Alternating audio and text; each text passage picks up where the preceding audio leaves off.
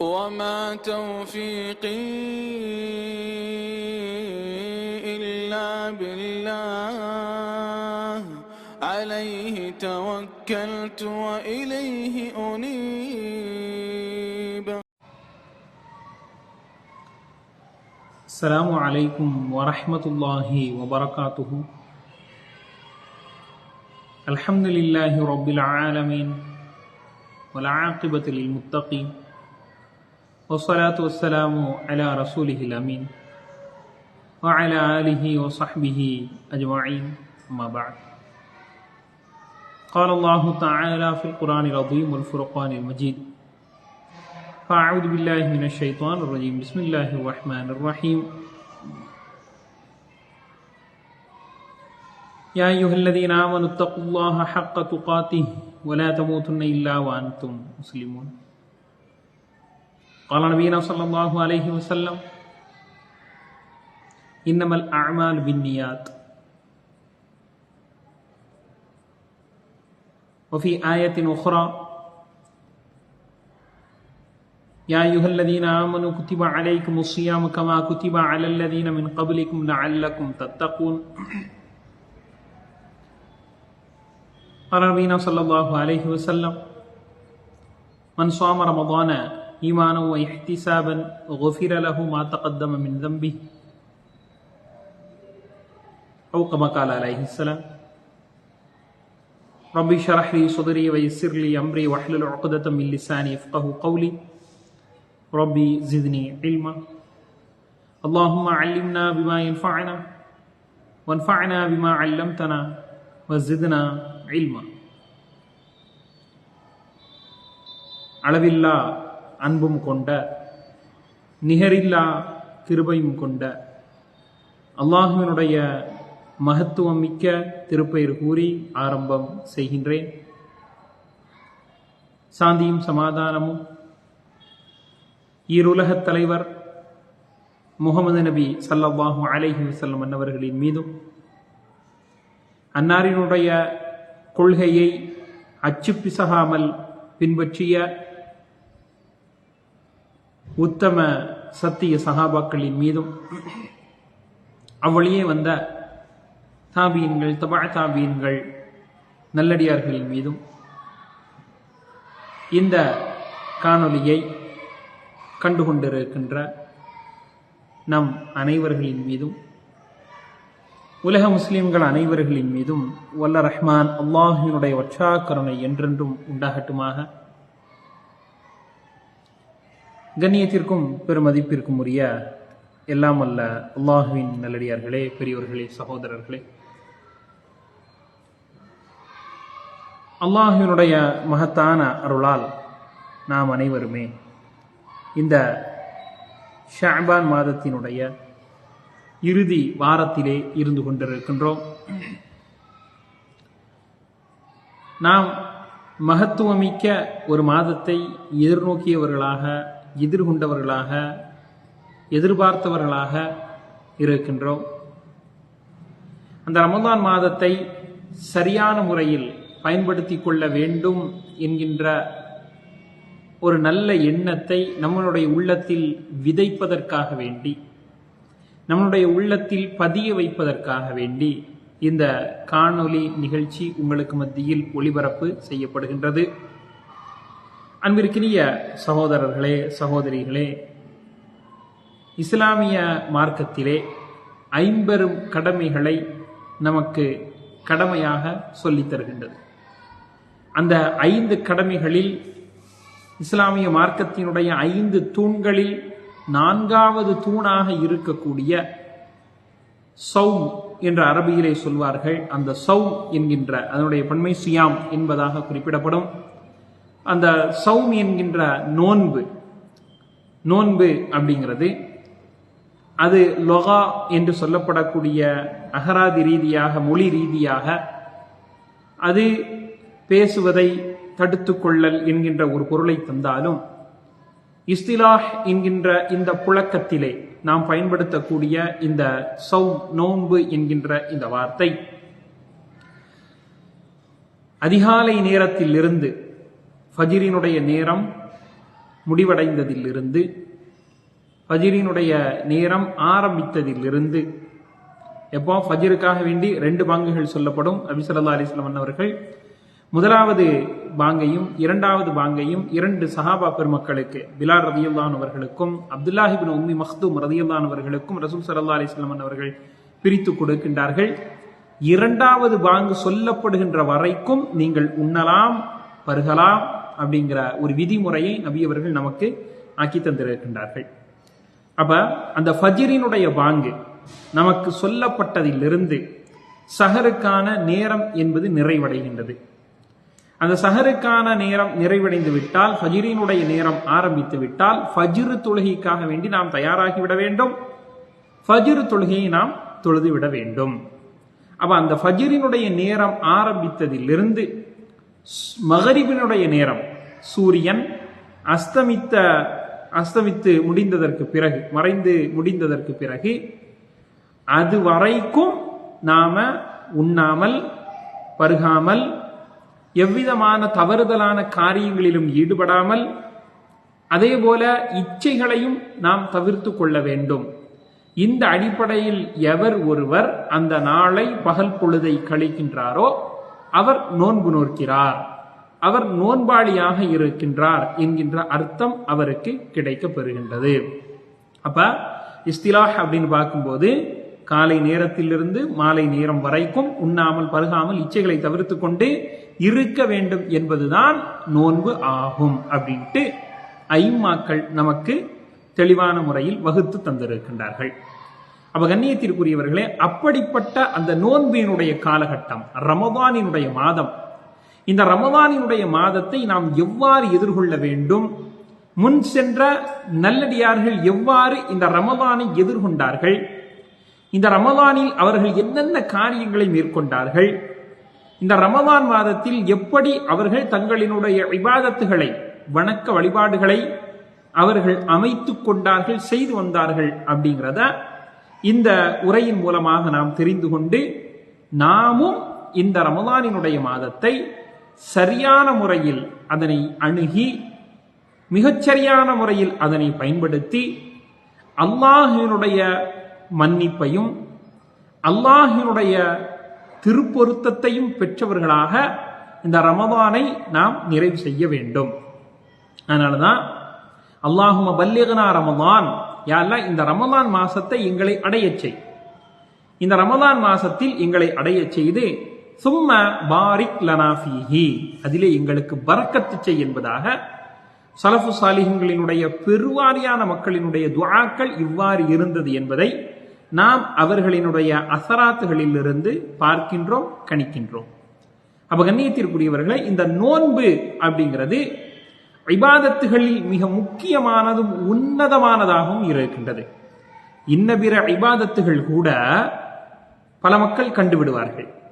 இஹ்லாஸ் ஒரு மனிதனுடைய உள்ளத்துல முழுவதுமாக இருக்கு அப்படின்னா அவன் இந்த நோன்பை கனக்கச்சிதமாக பயன்படுத்திக் கொள்வான்.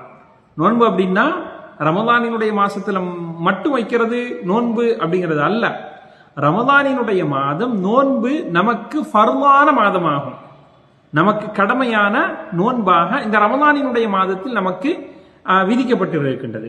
ஆனா இன்ன பிற மாதங்களிலேயும் ஒவ்வொரு வாரங்களிலேயும் ஏன்னா நோன்பு அப்படிங்கிறது நமக்கு ஆக்கி தரப்பட்டு இருக்கின்றது, சுன்னாவாக நமக்கு தரப்பட்டு இருக்கின்றது. அப்ப அப்படிப்பட்ட அந்த நோன்பை ஒரு அடியான் வைக்கின்றான் அப்படின்னா அவன் வைக்கிறது அவனுக்கும் அல்லாஹுக்கும் மட்டும்தான் தெரியும். மாஷா அல்லாஹ், எவ்வளவு மகத்தான ஒரு வாக்கியத்தை, எவ்வளவு மகத்தான ஒரு நுண்ணறிவை அல்லாஹு தஆலா அதுல வச்சிருக்கான் பாருங்க. இப்ப நான் நோன்பு வச்சிருக்கேன் அப்படின்னா வெளியே என்ன செய்வேன், நான் நோம்புன்னு சொல்லிட்டு போயிருவேன். ஆனா உண்மை என்ன அப்படின்னு பார்த்தோன்னு வைங்களா, ஏன்னா யாருக்குமே தெரியாம வெளியே போய் அல்லது வீட்டுக்கு போய் நான் என்ன செய்யலாம், சாப்பிடலாம், நான் என்ன செய்யலாம், தண்ணி குடிக்கலாம், நான் என்ன செய்யலாம், அந்த நோன்பை முறிக்கக்கூடிய காரியங்களை நான் செஞ்சுட்டு போயிடலாம். நான் வெளியே நோன்பு நான் சொல்லிக்கிட்டு இருப்பேன், ஆனா உள்ள நோன்பு இல்லாம இருக்கக்கூடிய ஒரு நிலைமை மக்களுக்கு மத்தியில் இருக்கின்றது.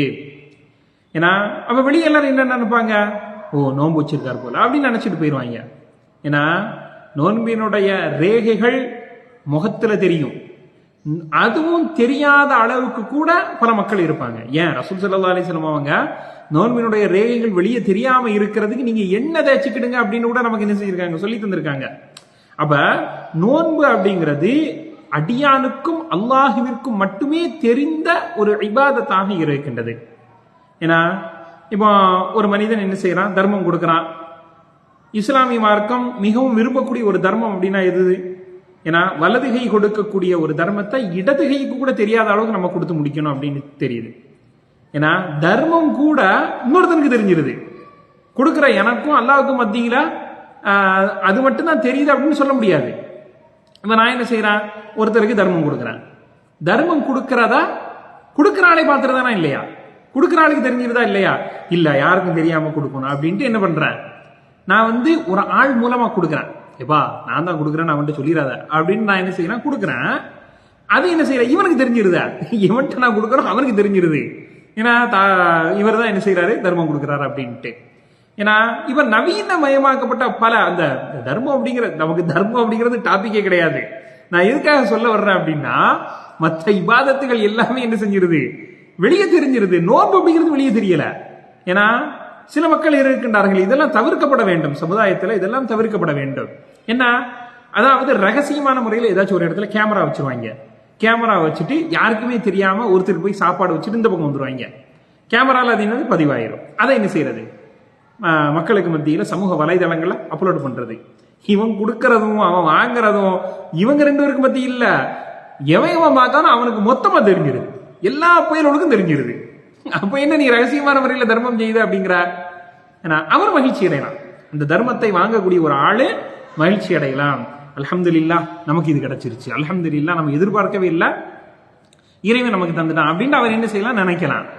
ஆனா யாருக்கு தெரியாம இருக்கணும் அப்படின்னு நீ நினைக்கிறியோ அவரினுடைய மூஞ்சியையும், எவன் கொடுக்கிறானோ அவனினுடைய மூஞ்சியையும், எவன் அந்த தொழில் சம்பந்தப்பட்டு இருக்கின்றானோ அந்த வேலையில் சம்பந்தப்பட்டு இருக்கிறானோ அத்துணை நபர்களினுடைய பெயரும் அவர்களுடைய மூஞ்சி வெளியே வந்துருச்சா இல்லையா?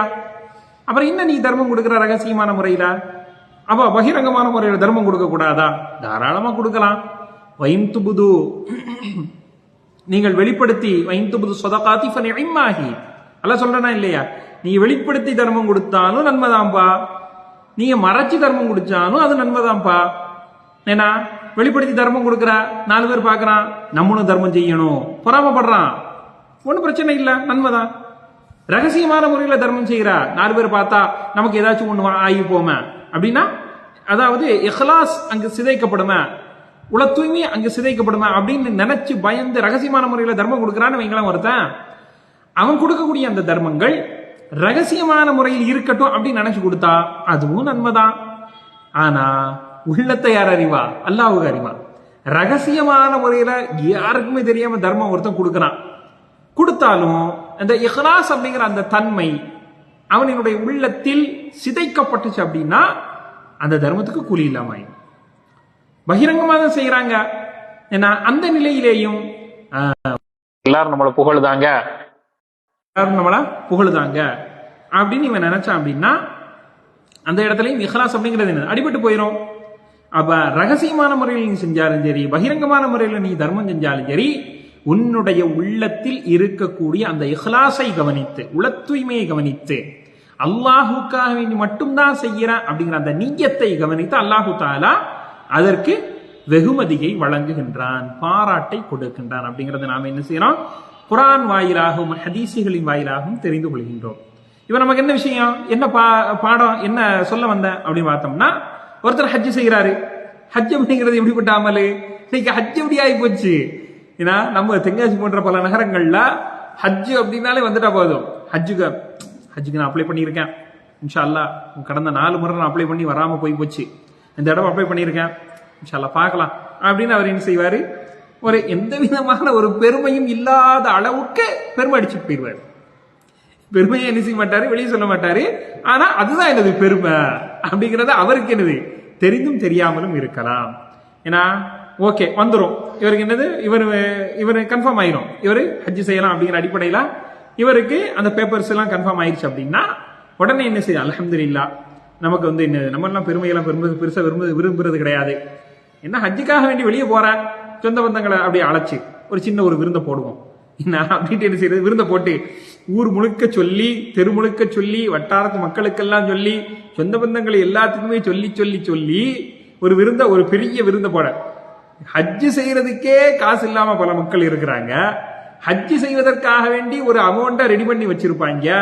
விருந்து போடணும் அப்படிங்கிற ஒரு சம்பிரதாயத்தை நீ கொண்டு வந்து திணிச்ச அப்படின்னா, அதுக்காக வேண்டி மட்டுமே வைத்திருக்கக்கூடிய காசு நடந்து எடுத்து செலவழித்தான் அப்படின்னா, அவன் அங்க போய் செலவழிக்கிறதுக்கும், அந்த ஹஜ்ஜினுடைய கிரியைகளை பரிபூர்ணமான முறையில் செய்யறதுக்கும், அங்க போய் சாப்பிடுறதுக்கு வைக்கிறதுக்கும் அவன் என்ன செய்வான்? இன்னும் பிற மக்களை கேட்கிறேன் நான். அப்ப ஒரு பெருமைக்காக வேண்டி, பெருமை அடிக்கிறது கிடையாது, அல்லாவுக்காக நான் என்ன செய்யறேன், ஹஜ்ஜு செய்யறேன் அப்படின்ட்டு ஊர் முழுக்க சொல்லிட்டு ஒரு விருந்த போட்டுட்டு போகக்கூடிய மக்கள் இருக்கிறாங்க. அவன் அதுல என்ன இஹ்லாஸ நீ கண்ட, என்ன இஹ்லாஸ நீ பார்த்த? இபாதத்தை அப்படி இதுக்கு வருவோமா? இபாதத்துகள் ஏற்றுக்கொள்ளப்படுவதற்கு 2 நிபந்தனைகள். ஒன்னு என்ன? இஹ்லாஸ், உள தூய்மை. அல்லாஹுக்காக வேண்டி மட்டும்தான் செய்யறேன், வேற எவனுக்காகவும் நான் செய்யல, எதுக்காக வேண்டி நான் செய்யல அப்படிங்கிற ஒரு எண்ணம் உன்னுடைய மனசுல இருக்கணும். இது முதல் பாயிண்ட். 2வது என்ன அப்படின்னு பார்த்தோம்னா, இத்திபாஉன் நபி ஸல்லல்லாஹு அலைஹி வஸல்லம், ரசூல் ஸல்லல்லாஹு அலைஹி வஸல்லம் அவர்களை பின்பற்றி அந்த அமல் இருக்கணும். ரசூல் ஸல்லல்லாஹு சுன்னாவினுடைய வழிகாட்டுதல் நீ செய்யக்கூடிய அமல்ல இருக்கணும். அப்பதான் அது ஏற்றுக்கொள்ளப்படும். ஒரு இபாதத் ஏற்றுக்கொள்ளப்படுவதற்கு 2 நிபந்தனைகள். ஒன்னு உள தூய்மை என்கின்ற இஹ்லாஸ், 2வது ரசூல் ஸல்லல்லாஹு அலைஹி வஸல்லம் அவர்களை பின்பற்றியதாக இருக்க வேண்டும். இந்த 2ல ஒன்னு இல்ல அப்படின்னாலும் உன்னுடைய இபாதத்துகள் ஏற்றுக்கொள்ளப்படாது. அப்ப பெருமைக்காக வேண்டி செய்யக்கூடிய அமல்களும் என்னது இருக்குது. ஏன்னா யாருக்குமே நான் சொல்லல, அல்லாவுக்காக வேண்டி மட்டும்தான் நான் செஞ்சுட்டு நான் என்ன செய்யறேன், ஹஜ்ஜுக்காக வேண்டி போறேன். இப்படி போறவன் கூட 4 பேர் இருப்பாங்களா இல்லையா, அவங்களுக்கு தெரிஞ்சிடும். ஹஜ்ஜினுடைய அந்த அமல், நீ செய்யக்கூடிய அந்த அமல் 4 பேருக்கு தெரிஞ்சிருமப்பா. அப்ப இதுவும் என்னது, வெளிப்படுத்தப்பட்டு விடுகின்றது. தொழுகை பொறுத்த அளவுல பாங்க சொன்ன உடனே பள்ளிக்காக வேண்டி வந்து எல்லாரும் என்ன செஞ்சாலும் தொழுதாகணும், அதையும் எல்லாரும் பார்த்துட்டு தாங்களா. ஆனா நோன்பு அப்படி கிடையாது. ஜகாத் மாதிரியோ அல்லது ஸலாஹ் என்கின்ற தொழுகை மாதிரியோ அல்லது ஹஜ் மாதிரியோ நோன்பு இல்லை. நோன்பை நீ வச்சிருப்ப, அடுத்தவங்க முன்னாடி நீ சாப்பிடாம இருப்ப, நோன்பாளி அப்படின்னு நீ சொல்லி இருப்ப. நோன்பு அப்படிங்கிறது நீ நோன்பாத்தான் இருப்ப, ஆனா அடுத்தவன் என்ன நினைப்பான், ஊஞ்சி பாரு இவ்வளவு செழிப்பா இருக்குது, வீட்டுக்கு போய் நல்லா வெட்டுவான் போல. நிறைய பேர் ஆரம்ப காலகட்டத்திலாம் இந்த குர்ஆன் சுன்னா இதனுடைய முக்கியத்துவத்தை தெரியாமல் இருக்கக்கூடிய பல மக்கள் இன்னைக்கு எப்படி தொழுகையை விடுறாங்களோ அது மாதிரி ஆரம்பத்தில் என்ன செஞ்சாங்க, இப்போ ஒரு சில பேர் இருக்காங்க, அல்லாஹ் பாதுகாக்கணும், அவர்களையும் அல்லாஹ் தஆலா நேர்வழிக்கு கொண்டு வரணும், சரியா? அப்படின்னு நம்ம என்ன செய்யறோம், துஆ செய்யறோம். இப்ப ஆரம்பத்தில் இருந்த அந்த மக்களினுடைய நிலைப்பாடு எப்படி இருக்கும் அப்படின்னு பார்த்தோம்னா, இவங்க என்ன செய்வாங்க, நோன்பு வச்சிருப்பாங்க. நோன்பு வச்சுட்டு சஹருக்கு எந்திப்பாங்க, பள்ளிவாசலுக்கு சுபுஹ் தொழ வருவாங்க, எல்லாரும் பார்ப்பாங்க, ஏப்பா நோம்பாளி அப்படின்னு. ஏன்னா அப்புறம் என்ன, பள்ளிவாசல இறங்கி என்ன பல வேலைகளை செய்வாங்க. அதுக்கப்புறம் என்ன செய்வாங்க, வீட்டுக்கு வந்துட்டு யாருக்கும் தெரியாம லேசா என்ன வீட்டுக்கு கதவை அடைச்சு தாப்பால போட்டுட்டு என்னது கிச்சன்ல போய் சாப்பாடெல்லாம் எடுத்து போட்டு நேரம் தோட்டத்துக்கு போயிருவான். தோட்டத்துக்குன்னா அந்த வெளியேயும் போயிட மாட்டான். வெளியே போயிட்டா அங்கிருந்து அந்த பின்புறத்துல இருந்து என்னது பார்க்க வாய்ப்பு இருக்கு. ரகசியமான முறையில் என்ன செய்யறது, இவன் அப்படியே ஒரு சாப்பாட்டா உள்ள தள்ளி இருந்தது. ஏன்னா வெளியே நோன்பு, ஆனா உள்ள நோன்பு இல்ல. நீ நோன்பு இல்லைங்கிறத எல்லாருக்கும் தெரிஞ்சிருமே, சரியா? இப்ப நீ நோன்பே வச்சிருக்க, ஏன்னா வெளியே மக்கள் பார்க்கக்கூடிய அந்த பார்வையில நோன்பு இல்லைன்னு நினைச்சாலும் சரி, இவன் நோம்பாளின்னு நினைச்சாலும் சரி, இத நீ என்ன செய்ய முடியாது, அல்லாஹ்விடத்துல ஒரு பொழுதும் மறைக்க முடியாது. அல்லாஹுக்கு வெளிச்சமானது. உண்மையிலேயே நீ நோன்பு வச்சிருக்கியா, உண்மையிலேயே நீ நோன்பு இல்லாம இருக்கிறியா அப்படிங்கிறது அல்லாஹுவிற்கு வெளிச்சமான ஒன்று. அல்லாஹ் பார்க்கிறான். அப்ப நாம வைக்கக்கூடிய நோன்பு அல்லாஹுக்கு மட்டும்தான் தெரிந்ததாக இருக்கின்றது. ஏன்னா இன்ன பிற மக்களுக்கு நம்ம என்ன செய்யலாம், சொல்லலாம். ஆனா அவர்கள் உள்ள வந்து பார்க்க முடியும், இவன் நோன்பா இருக்கானா இல்லை அப்படிங்கிறது அவர்களுக்கு பெருவாரியாக தெரிய வாய்ப்பில்லை. அப்ப கண்ணியத்திற்குரியவர்களே, இந்த அளவுக்கு இபாதத்துகளில் மிக உன்னதமான ஒரு அந்தஸ்தை பெறக்கூடிய ஒரு இபாதத்து தான், ஒரு வணக்கம் தான் நோன்பாக இருக்கின்றது. அதனாலதான் அல்லாஹு தஆலா ஏன்னா அஸ்ஸியாமு ஜுன்னத்துன், ரசூல் ஸல்லல்லாஹு அலைஹி வஸல்லம் அவங்க சொல்லும் போது நோன்பு அப்படிங்கிறது ஒரு கேடயமாகும். ஏன்னா அல்லாஹு தஆலா சொல்லும் போது அஸ்ஸௌமுலி, நோன்பு என்பது எனக்குரியது, வ அன அஜ்ஸி பிஹி, நானே அதற்கு கூலியை வழங்குகின்றேன். இவ்வளவு தூரம் காலையிலிருந்து உடலை வருத்தி, உதட்டை வருத்தி, நாவை தாகமாக்கி, தொண்டையை தனிய வைத்து தொண்டையை காய வச்சு இவ்வளவு தூரம் கஷ்டப்பட்டிருக்கியப்பா, இதுக்கு நான் என்ன செய்ய மாட்டேன், இன்ன பிற மக்களை கொண்டு கூலி கொடுக்கறதுக்கு எழுத மாட்டேன், நானே கூலியை எழுதுகின்றேன், நானே கூலியை பதிவு செய்கின்றேன் அப்படின்ட்டு அல்லாஹு தஆலா இறங்கி வந்து ஒரு அடியானினுடைய அமலை தானாகவே பதிவு செய்கின்றான் அப்படின்னா அது நோன்புதான். அப்ப மத்த அமல்களுக்கு கூலி யாரு கொடுக்கா? மத்த அமலுக்கும் கூலி அல்லாஹ் தான் கொடுக்கிறான். தொழுகைக்கு கூலி, ஹஜ்ஜுக்கு கூலி அல்லாஹ் தான் கொடுக்கிறான். அப்ப எந்த இடத்துல இது வித்தியாசப்படுது அப்படின்னு பார்த்தோம்னா, மத்த அமல்களை பொறுத்த அளவுல அவர்கள் மலக்குமார்களை கொண்டு அல்லாஹு தஆலா என்ன செய்வான், அதற்குண்டான நன்மைகளை பதிவு செய்ய வைப்பான். ஆனா நோன்பு பொறுத்த அளவுல அல்லாஹ் இதனை என்ன செய்யறான், பதிவு செய்கின்றான். அப்படிங்கிறத முஃபஸ்ஸிரீன்களும் முஹத்திஸீன்களும் அஹ்லுல் இல்ம் என்று சொல்லப்படக்கூடிய கல்வியாளர்களும் இப்படிப்பட்ட இந்த விளக்கத்தை நமக்கு என்ன செய்யறாங்க, சொல்லி தருகின்றார்கள். அப்ப கண்ணியத்திற்குரியவர்களை, இந்த அளவுக்கு நோன்பு அப்படிங்கிறது பாவத்திலிருந்து காக்கக்கூடிய ஒரு கேடயமா இருக்குது. ஏன்னா அல்லாஹு தஆலா பதிவு செய்யக்கூடிய ஒரு உன்னதமான இபாதத்தாக இருக்கின்றது. இபாதத் அப்படின்னு திரும்ப திரும்ப அரபில சொல்லிட்டு இருக்கேன். ஏன்னா அது அதற்குரிய டிரான்ஸ்லேஷன் சேர்த்து சொல்லுங்க. இபாதத் அப்படின்னா என்ன? ஒரு வணக்கம். சரியா? இது யாருக்கு தெரியாத மக்களுக்கு. இப்போ அல்லாஹ்வின் தூதர் ஸல்லல்லாஹு அலைஹி வஸல்லம் அவர்கள் குறிப்பிடுகின்ற பொழுது, இதா ஜா ரமதான், ரமதானினுடைய மாதம் வந்துவிட்டால், ஃபுதிஹத் லஹு அப்வாபுல் ஜன்னஹ், சொர்க்கத்தினுடைய வாசல்கள் எல்லாம் திறக்கப்படுகின்றது. வகுல்லிகத் அப்வாபுன் நார், நரகத்தினுடைய வாசல்கள் மூடப்படுகின்றது. வசுத்திதத்தி ஷயாத்தீன், ஷைத்தான்களுக்கு விலங்கிடப்படுகிறது.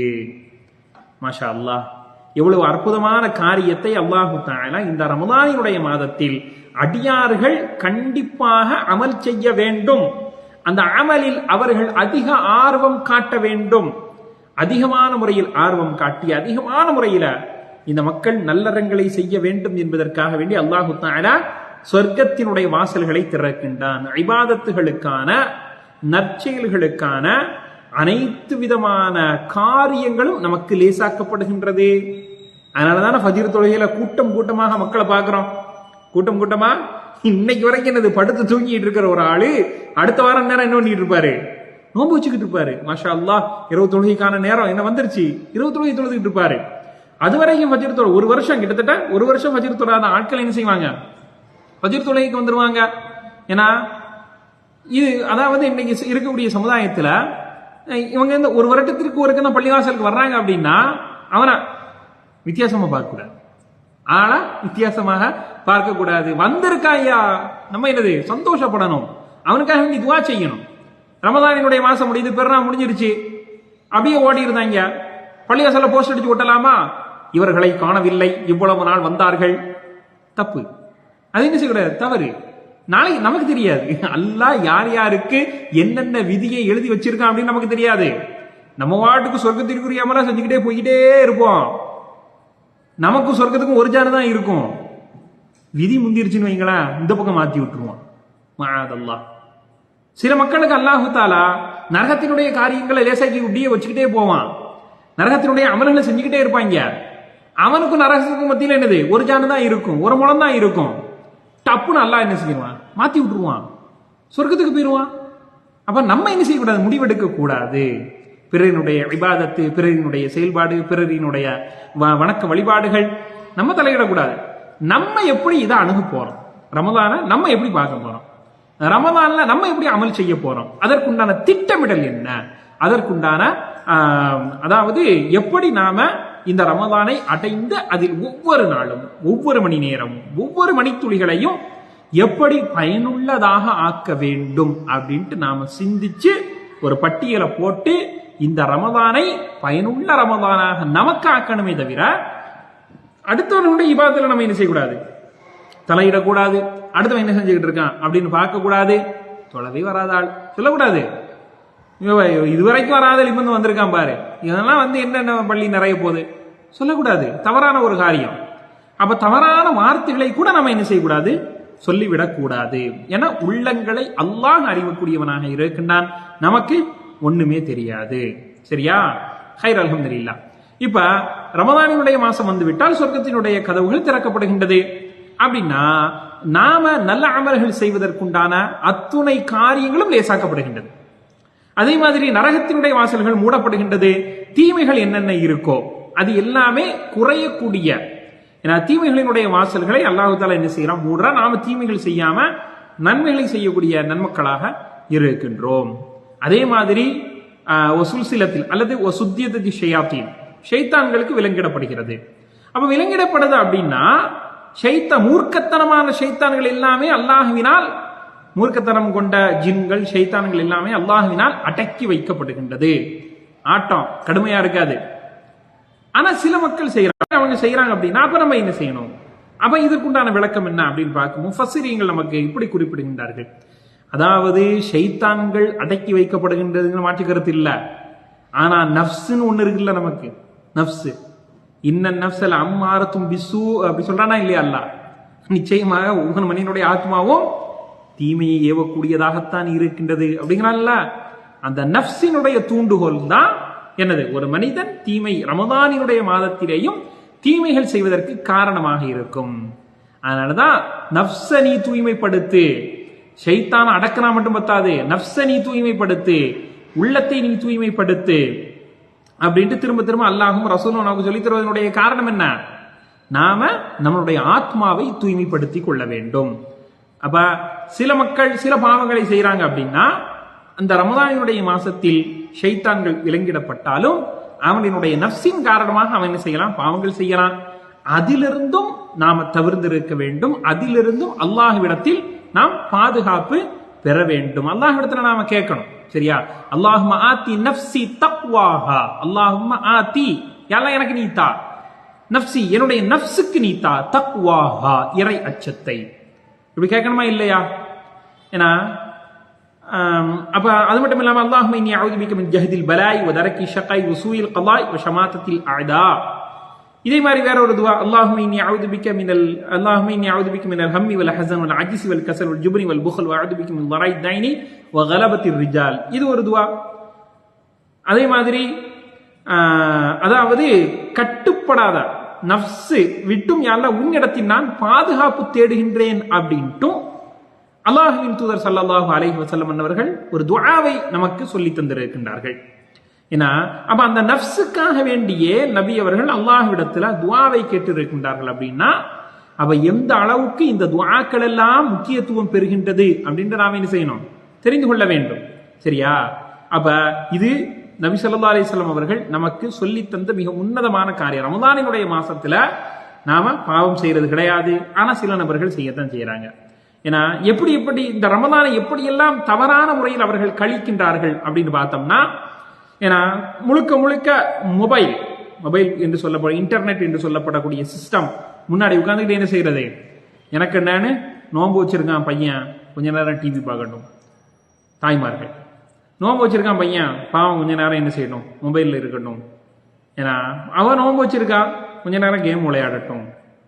அவன் இந்த மாதிரி என்ன செய்யறது? கேமுக்காக வேண்டி இந்த மாதிரி சில காரியங்களை பெற்றோர்கள் அனுமதித்துக் கொண்டிருக்கின்றார்கள். இது முற்றிலும் தவறான ஒரு காரியம் என்பதை நாம் தெரிந்து கொள்ள வேண்டும். ஒரு நிமிஷம்.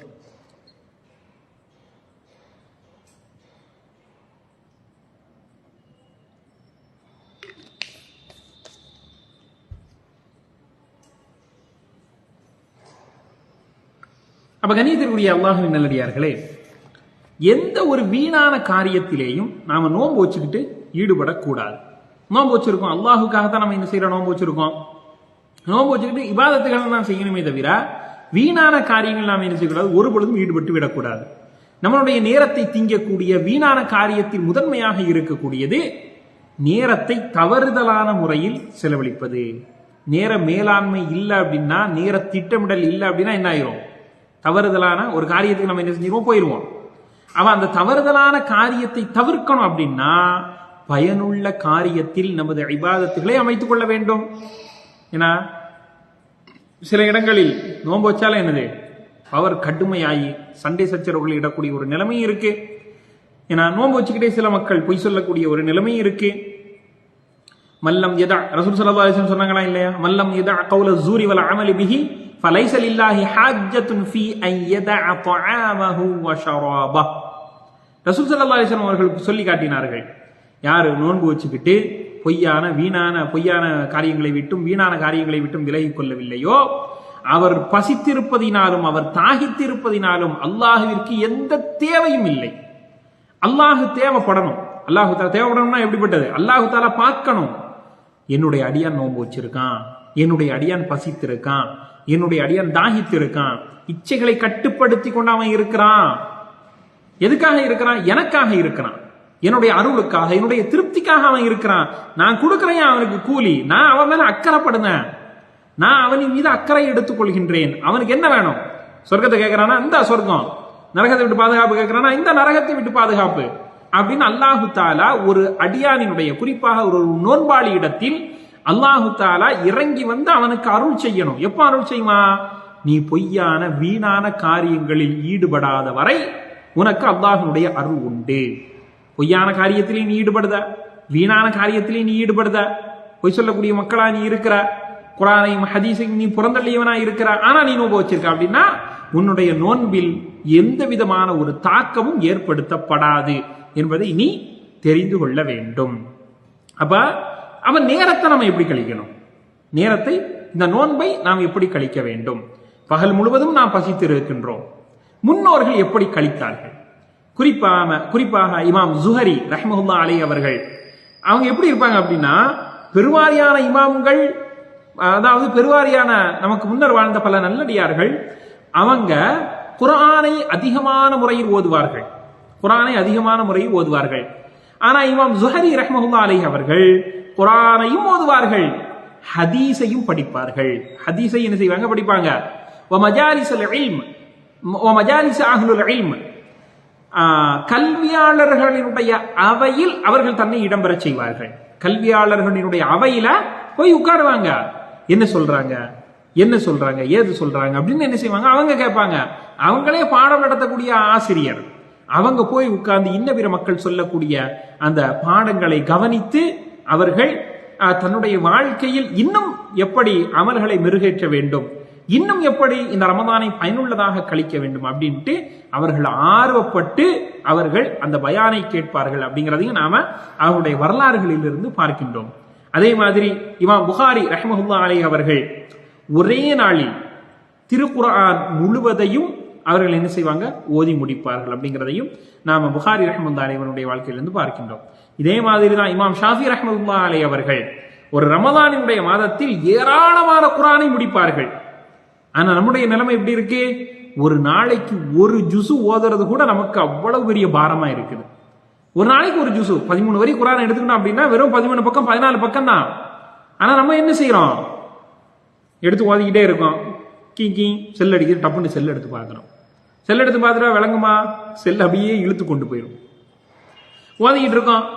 எப்ப உங்கம்மா கூப்பிடுமா உன்னைய, டக்குன்னு என்ன செய்யணும்? வீட்டுக்கு போனா அப்படியே மறந்து போயிருது. அப்ப இன்ன பிற வேலைகளில் ஈடுபடுவதை கவன சிதறல்கள் நிறைய என்ன செய்யுது? இருந்துகிட்டு இருக்கு. அதனாலதான் இன்னைக்கு ஒரு மாதத்தில், ரமதான் மாதத்தில் ஒரு குர்ஆனை முடிப்பது கூட நமக்கு அவ்வளவு பெரிய பாரமாக இருக்கின்றது. ஏன்னா இதை நம்ம என்ன செய்யணும்? குறைக்கணும். யார் குறைப்பா? நம்ம தான் குறைச்சாகணும். நம்மளுடைய நஃப்ஸை நாம தான் கட்டுப்படுத்தி ஆகணும். நம்மளுடைய நிலையை நம்ம தான் மாற்றி ஆகணும். ஏன்னா அப்ப நாம திருக்குர்ஆனை பார்க்கின்றோம், திருக்குர்ஆனை ஓதுகின்றோம் அப்படின்னா ஓதுவதில் மூழ்கி விட வேண்டும். ஓதுறதுல மூழ்கி விட வேண்டும். அதிகமான முறையில் திருக்குர்ஆனை நாம ஓத வேண்டும். ஏன் அப்படின்னா திருக்குர்ஆனை ஓதுவது அப்படிங்கிறது ஏராளமான சிறப்புகள் இருக்கு. இன்ஷால்லா அதுக்குன்னு ஒரு தனிப்பட்ட முறையில் தலைப்பு கொடுக்கப்படும். இன்ஷால்லா உங்களுக்கு மத்தியில் விவரிக்கப்படும் என்பதாக நான் அல்லாஹ்விடத்தில் ஆதரவு வைக்கிறேன். சரியா? அப்ப இப்படித்தான் அருமை நமக்கு முன் சென்ற பல நல்லடியார்கள் ரமதானினுடைய மாதத்தை சரியான முறையில் என்ன செஞ்சிருக்காங்க? அவர்கள் கழித்திருக்கின்றார்கள் அப்படிங்கிறதை நாம பார்க்கின்றோம். இப்ப இந்த ரமதானினுடைய மாதம் வருது அப்படின்னா, இந்த ரமதானினுடைய மாதம் பாவ மன்னிப்பின் மாதமாக இருக்கிறது. பாவ மன்னிப்பின் மாதம். அல்லாஹு தாலா இந்த ரமதானினுடைய மாதத்துல நமக்கு என்ன செய்யறான்? நோன்பின் மூலமாக பாவங்களை மன்னிக்கின்றான். ஒரு ஹதீஸ் நமக்கு சொல்லுதா இல்லையா? அதாவது ஒரு தொழுகையிலிருந்து, ஒரு ஃபர்லான தொழுகையிலிருந்து மற்றொரு ஃபர்லான தொழுகை, அதற்கு இடைப்பட்ட நேரத்தில் அந்த தொழுகையை என்ன செய்யும்? கஃபாராவாக, பரிகாரமாக அது அமைந்துவிடும். அதே மாதிரி ஒரு ரமதானிலிருந்து மற்றொரு ரமதான், ஒரு ரமதானிலிருந்து மற்றொரு ரமதான், இடைப்பட்ட நாட்களில் ஏற்பட்ட மாதங்களில் ஏற்பட்ட சிறு சிறு பாவங்களுக்கு இந்த ரமதான் கஃபாராவாக, பாவ மன்னிப்பாக, பரிகாரமாக அது அமைந்துவிடும். அதே மாதிரிதான் ஒரு உம்ராவில் இருந்து மற்றொரு உம்ரா அப்படிங்கிற அந்த ஹதீஸ் நம்ம எல்லாத்துக்குமே என்ன செய்யும் தெரியும். ஏன்னா பெரிய பாவங்களை தவிர்த்து சிறிய பாவங்கள் மன்னிக்கப்படுவதற்கு இந்த ரமதான் மாதம் மிக முக்கியமான ஒரு காரணம் என்பதை நாம் புரிந்து கொள்ள வேண்டும். அப்ப அதிகமான முறையில் நாம் என்ன செய்ய வேண்டும்?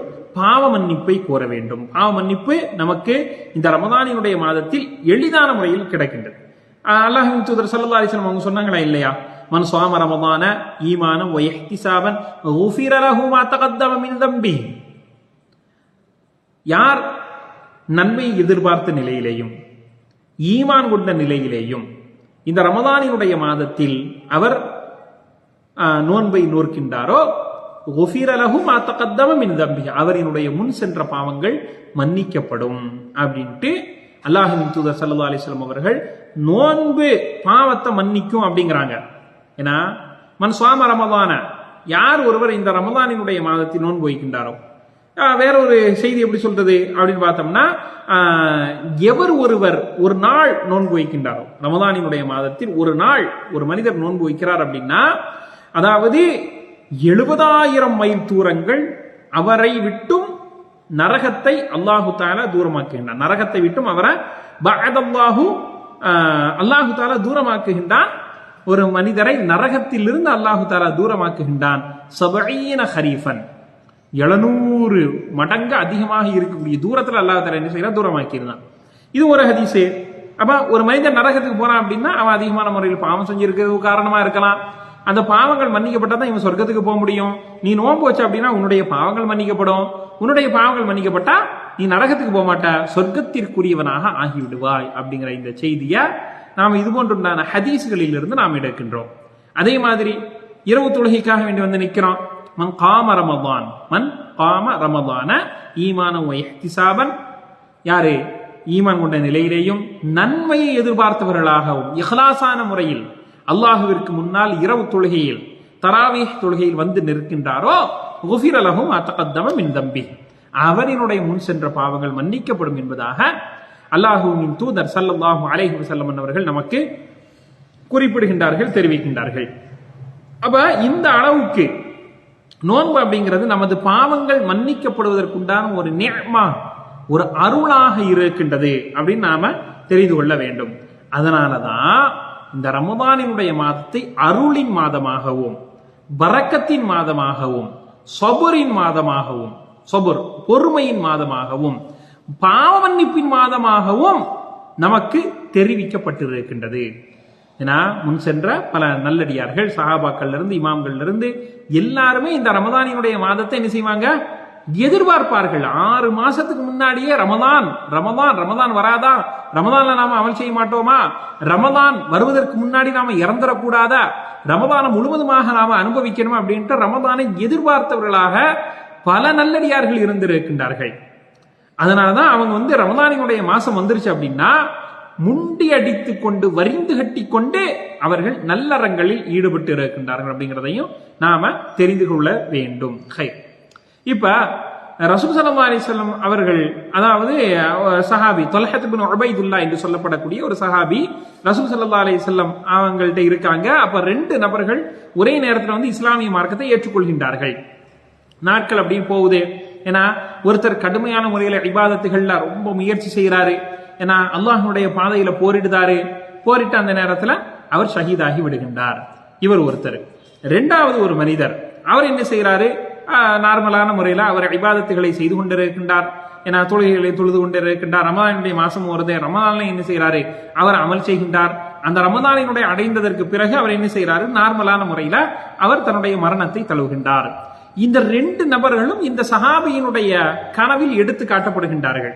எப்படின்னா, ஆரம்பத்தில் அதாவது கடுமையான முறையில் இறைவனுடைய பாதையில் போரிட்டு மரணித்த அந்த நபரு சொர்க்கத்திற்கு முன்னால் நிறுத்தி வைக்கப்படுகின்றார். ஆனா இவருக்கு அடுத்தபடியாக இறந்த ஒரு மனிதர், அவரு சொர்க்கத்திற்குள் முதலாவது பிரவேசிக்கப்படுகின்றார். சொர்க்கத்துக்குள்ள முதலாவதாக அனுப்பப்படுகின்றார். யார சொல்லலாம், இது எப்படி ரொம்ப ஆச்சரியமா இருக்க அப்படின்னு ரசூல் ஸல்லல்லாஹு அலைஹி வஸல்லம் அவங்கள்ட்ட வந்து கேட்கும் போது ரசூல் ஸல்லல்லாஹு அலைஹி வஸல்லம் அவங்க வந்து கேட்கிறாங்க, கது மக்கஸ ஹாதா பஅதஹு ஸனா, அவர் இறந்ததற்கு பிறகு அடுத்த ஒரு வருஷம் அவர் உயிர் வாழ்ந்தாரா இல்லையாப்பா? ஆமா யா ரசூலுல்லாஹ், அவர் ஒரு வருஷம் கிட்டத்தட்ட உயிர் வாழ்ந்தாரு. வா அதிரக்க ரமலான், அப்ப அந்த நாட்கள்ல அவர் ரமலானினுடைய மாதத்தை அவர் அடைஞ்சுக்கிட்டாரு. ரமலானினுடைய மாதத்தை அடைஞ்சுக்கிட்டது மட்டும் இல்லாம வஸல்லா கதா வ கதா சஜ்தத்தன் ஃபி ஸனா, அந்த ஒரு வருஷத்துல இப்படிலாம் அவர் இந்த தொழுகையெல்லாம் தொழுதுட்டு ஏராளமான சஜிதாக்களை அவர் என்ன செஞ்சாரா இல்லையா? ஆமா யா ரசூலுல்லாஹ், எங்களோட தொழுதாரு, எங்களோட சஜிதா செஞ்சாரு, எங்களோட அவர் இருந்தாரு அப்படிங்கிறாங்க. அப்ப ரசூல் ஸல்லல்லாஹு அலைஹி வஸல்லம் அவங்க சொல்றாங்க, ஃபலம்மா பைனஹுமா அபஅத மா பைன ஸமாஇ வல் அர்த், வானத்திற்கும் பூமிக்கும் மத்தியில் இந்த 2 நபர்களினுடைய இபாதத்துகளினுடைய எண்ணிக்கையை அல்லாஹ் தூரமாக்குகின்றான். அவ்வளவு நாள் அல்லாஹ் தஆலா தூரமாக்கிட்டு முதலாவது ரமதானினுடைய மாதத்தை அடைந்து அதில் அமல் செய்து அதில் மிகப்பெரிய நன்மைகளை ஈட்டியவர் முதலாவதாக சொர்க்கத்திற்குள் பிரவேசிக்கப்படுகின்றார்.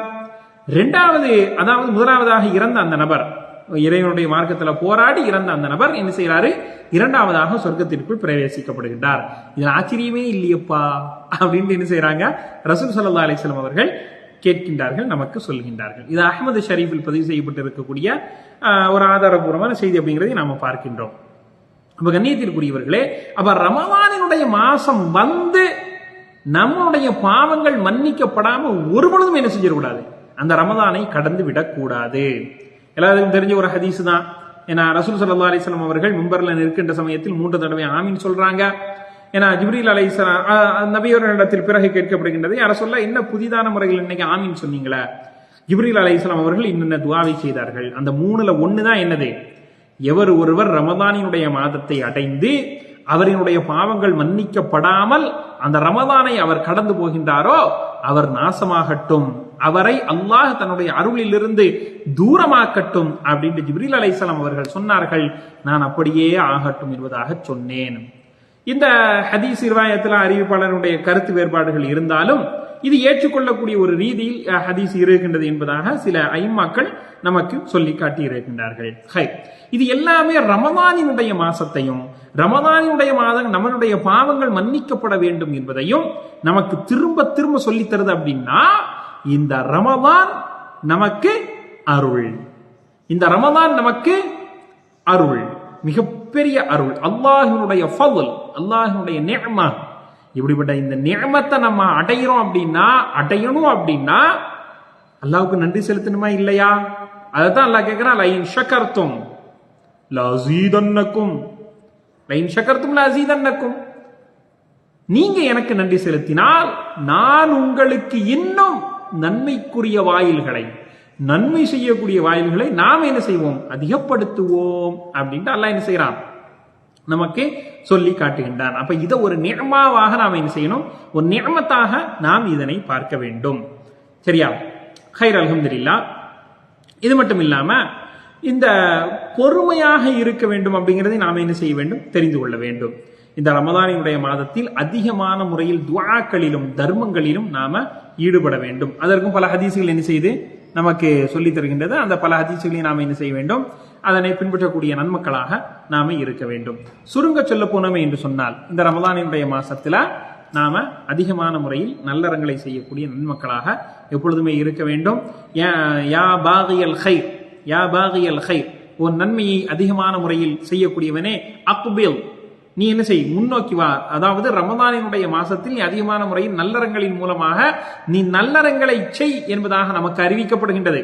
யா பாகிய ஷர், ஒரு தீமையை செய்யக்கூடியவனே அக்ஸிர், நீ என்ன செய், இந்த ரமதானினுடைய மாசம் வந்துருச்சுப்பா, உன்னுடைய தீமைகள் அத்தனையும் நீ குறைத்து விட்டு அல்லாஹ்வுடைய இபாதத்துகளை நீ ஈடுபட கிளம்பி வா என்பதாக நமக்கு அறிவிப்புகள் செய்யப்படுகின்றது. அதனால்தான் ஸலஃபு ஸாலிஹீன்களில் பல நபர்கள், பல்வேறு வித மக்கள் நமக்கு இந்த ரமதானினுடைய மாசத்தை நீங்க என்ன செய்யணும், கண்ணியமான முறையில் அடைய வேண்டும். மிக கண்ணியமான முறையில், சந்தோஷமான முறையில் நீங்கள் இந்த ரமதானை சுறுசுறுப்பான முறையில் என்ன செய்யணும், அடைய வேண்டும். இதுல ஏராளமான சட்டங்கள், சஹருக்குன்னு பல சிறப்புகள் இருக்கு, துஆ செய்யணும் அப்படிங்கிற சிறப்பு இருக்கு.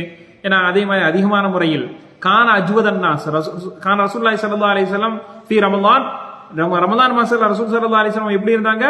அஜ்வதன்னாஸ், மக்களிலேயே அதிகமான முறையில் கொடை வள்ளலாக திகழ்ந்தார்கள். அதிகமான முறையில் தர்மம் செய்யக்கூடிய கொடை வள்ளலாக ரசூல் ஸல்லல்லாஹு அலைஹி வஸல்லம் அவர்கள் திறந்தார்கள். ஏன்னா அப்ப ரமதானினுடைய மாசத்தில் அதிகமான முறையில் நாம என்ன செய்ய வேண்டும்? தர்மங்களை கொடுக்க வேண்டும். அந்த தர்மத்திற்காக வேண்டி ஒரு பொருளாதாரத்தை நாம் எப்பொழுதுமே தயாராக வைத்திருக்க வேண்டும். ஏன் அப்படின்னா நாம ஒரு தர்மம் கொடுக்கிறோம், ஒரு நோன்பாளிக்கு நோன்பு திறக்க செய்யறோம், நோன்பு கஞ்சி பள்ளிவாசலுக்காக வேண்டி அறிவிக்கப்படுகின்றது, அதிகமான முறையில பொருளாதார பள்ளி தேவை இருக்க அப்படின்னா நாம என்ன செய்ய வேண்டும்? அந்த பள்ளிக்காக வேண்டி அதிகமான முறையில் தர்மங்களை கொடுக்கக்கூடிய நன்மக்களாக இருக்க வேண்டும். ஹைர், அல்ஹம்துலில்லாஹ். இதனை நாம கேட்டோமோ அதனுடைய அடிப்படையில் அமல் செய்வதற்கு அல்லாஹு தஆலா நம் அனைவர்களுக்கும் பாக்கியத்தை வழங்குவானாக என்று கூறி, ஹாதா மா இன்தி அல் இல்மு இன்தல்லாஹ், அகூலு கௌலி ஹாதா அஸ்தக்ஃபிருல்லாஹ் லி வ லக்கும் இன்னஹு ஹுவல் கஃபூருர் ரஹீம். வ ஆகிர் தஅவானா அல்ஹம்துலில்லாஹி ரப்பில் ஆலமீன். அஸ்ஸலாமு அலைக்கும் வ ரஹ்மத்துல்லாஹி வ பரகாத்துஹு.